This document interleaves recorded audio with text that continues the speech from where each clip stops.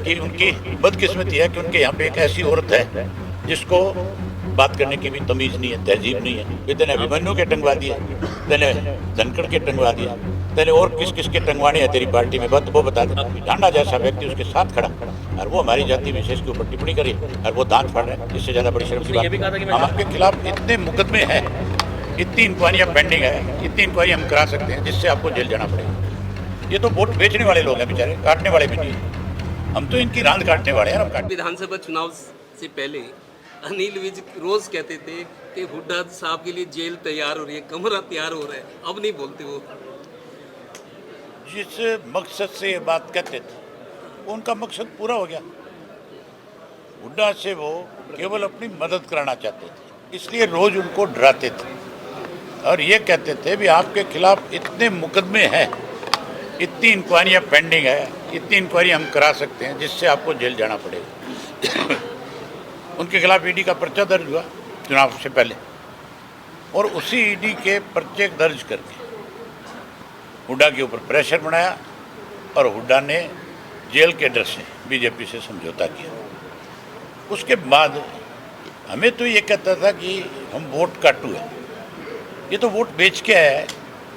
हरियाणा प्रदेश नहीं, देश के बच्चे बच्चे को पता है कि हुड्डा ने 9 वोट 5 कैंसिल करवाए, 5 वोट बीजेपी के पक्ष में डलवाए और 4 कैंसिल करवाए। ये किसी से छुपा हुआ नहीं है। ये तो वोट बेचने वाले लोग हैं बेचारे, काटने वाले भी नहीं है।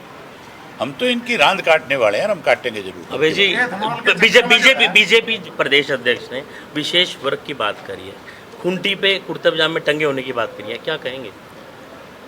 अब पानीपत के लोगों को इस बात के लिए शर्मिंदा होना पड़ता है कि उनकी बदकिस्मती है कि उनके यहाँ पे एक ऐसी औरत है जिसको बात करने की भी तमीज़ नहीं है, तहजीब नहीं है। किस जाति विशेष की बात करती है, वो जाति विशेष जो है इस देश की अन्नदाता है। वो जाति विशेष इस देश की सबसे बड़े रक्षक लोगों के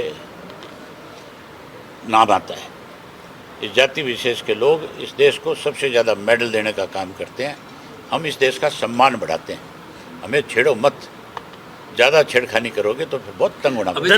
धनखड़ जी एथनॉल बेचने के चक्कर में जो एक मिनट वो बात आप जब आपकी अर्चना आ जाए उससे पूछ लेना। भी तेने अभिमन्यु के टंगवा दिए, तेने धनखड़ के टंगवा दिए, तेने और किस किस के टंगवाने हैं तेरी पार्टी में, वो बता दे।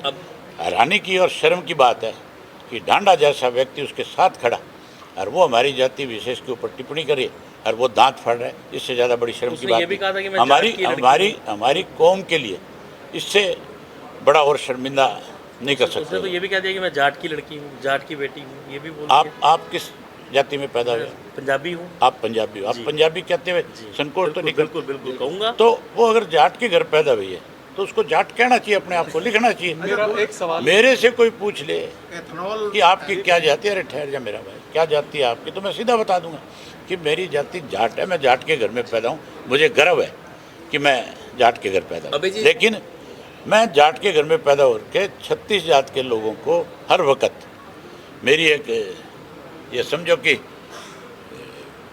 कोई मजबूरी नहीं, मेरी एक ये बनती है कि चौधरी देवीलाल ने 36 जात को जोड़ा और हम उनकी नीतियों को आगे बढ़ाया।